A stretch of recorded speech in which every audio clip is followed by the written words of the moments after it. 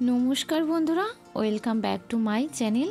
তোমরা সবাই কেমন আছো? আশা করছি তোমরা সবাই ভীষণ ভালো আছো, আমিও ভালোই আছি। বন্ধুরা, আজকে ব্লগটা সকাল থেকেই শুরু করেছি। আজ হচ্ছে রাস পূর্ণিমা। তো রাস পূর্ণিমা উপলক্ষে আমি কিন্তু আমার গোপুসোনাকে আজকে একটু স্পেশালভাবে পুজো দেওয়ার চেষ্টা করছিলাম, কিন্তু সেটা আর হয়ে উঠলো না। কেননা আজ আমার স্কুল রয়েছে, তো স্পেশালভাবে আর কী করে পুজো দেবো সেটাই আর মাথায় ঢুকলো না। তাই আমার সাধ্য মতো আমি কিন্তু গোপুসোনাকে আজকে পুজো দিয়েছি। তো তেমন কিছুই করা হয়নি গোপুসোনার জন্য।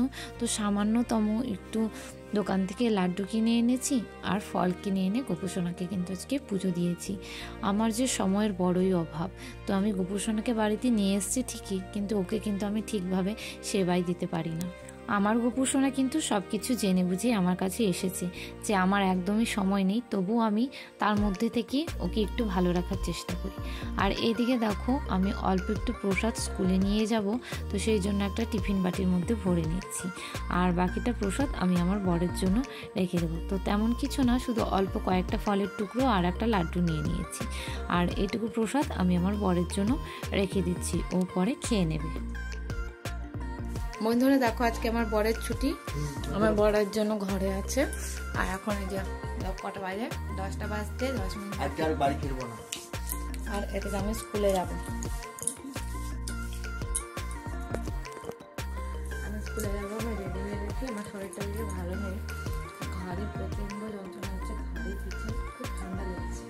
এই জন্য এখন বেরিয়ে পড়বো, রেডি হয়ে গেছি। সবাইকে টাটা, স্কুল দেখে হিসেবে দেখা হবে। কি দেখবো? কি এটা? বলো, এটা আগে পড়ে না। বলো রেইন রেইন, আরেকবার পড়তে হবে। বলো, ওটাও রাইমস। বলো রেইন রেইন। সারাদিন তো আর তোমাদের সামনে আসার মতো সময় পাইনি। আর বন্ধুরা, ও হচ্ছে আমার নতুন স্টুডেন্ট, আজ থেকে ও আমার কাছে পড়তে এসেছি। ও ছাড়াও আমার কাছে আরও 3 জন পড়ে, তো ওদের পড়া কিন্তু হয়ে গেছে। আর ও আসে একটু রাত করে, তো ও পড়তে এলো, পড়াটা ওকে আমি ছুটি দিলাম। তারপর কিন্তু দেখো আমি রুটি ভাজছি, রাতে ডিনার করছি। তো আজকে আমরা রাতে রুটি খাবো। আর বন্ধুরা, আমি তো আগে ভালো করে রুটি বানাতেই পারতাম না, আটাও ভালো করে মাখতে পারতাম না, রুটি তো আমার কোনোদিনই গোল হতো না। এখন দেখছি অল্প অল্প রুটিটা গোল হচ্ছে, অল্প না অনেকটাই গোল হচ্ছে। আর এখন এই রুটিগুলো কিন্তু আমার বেশ ফুলছেও। যদিও এই রুটিটা তেমনভাবে ফোলেনি, কেননা ক্যামেরাটা মাত্র অন করেছি, আর রুটি ভাজার সময় ক্যামেরা অন করলে আমি দেখি আমার রুটি ফোলে না।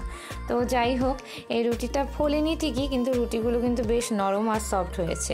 তো এখন আমি কিন্তু রুটি বানানো প্রায় শিখেই গেছি। আর এদিকে আমার বর বলছিল যে দেখো আমার খেপি এখানে রুটি বানাচ্ছে, আর আমার বর আমার মুখের সামনে ক্যামেরাটা ধরে রেখেছিল। আর বন্ধুরা, এই রুটিটা কিন্তু ভীষণ সুন্দরভাবে ফুলেছে, একদম বলের মতো ফুলেছে। তোমরা তো দেখতেই পাচ্ছ যে আমি কত সুন্দর আজকে কিন্তু রুটি বানিয়েছি।